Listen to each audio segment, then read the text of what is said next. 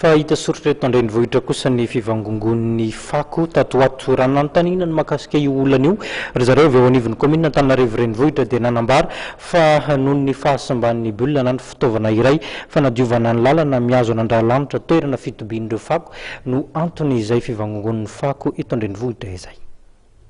Raha nisy fahasimbana tao anatin'ny 3 andro ny bulina ampiasaina amin'ny fanadiovana ny lalana miditra amin'ny toeram-panariam-pako Andriamanitra dia efa miverina miasa ara-dalàna amin'izao fotoana izao ary manao ny asa fanangonana fako ary izay azo ataon'ny commune Antananarivo renivohitra. Ny opération fanangonana fako eto Antananarivo zany dia izay taon'ny commune dia mila mitohy foana ny fanalana fako moa tsisy farany fa isanandro io dia tsy maintsy alana foana ny fako. Ny marika an'izay dia misaotra betsaka ny fitonjam-panjakana izay namety tanana commune amin'ny fanalana ny fako.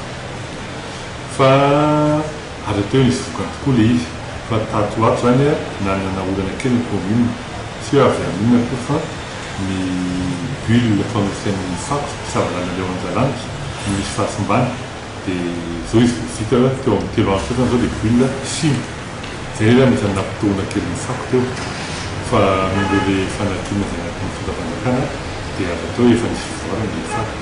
Zao koa le bulle efa vita dia manao zany miasa andro aminazy leo Anjalanitra mampiditra ny fako Anjalanitra. Manodidina ny 20 ka hatramin'ny 420 eo ireo fiara lehibe mpitatitra fako.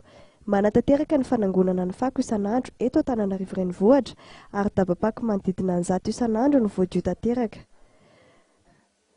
Mitotaly 730 mireo dabapako eto Antananarivo renivohitra saingy ireo manodidina 100 ireo ihany no tratratra eto arakaraka ny fahefana eo am-pelantanan'ny commune. Eo anelanelany 700 ka hatramin'ny 500 taona isan'andro ny fako fokarin'ny mponina Antananarivo renivohitra.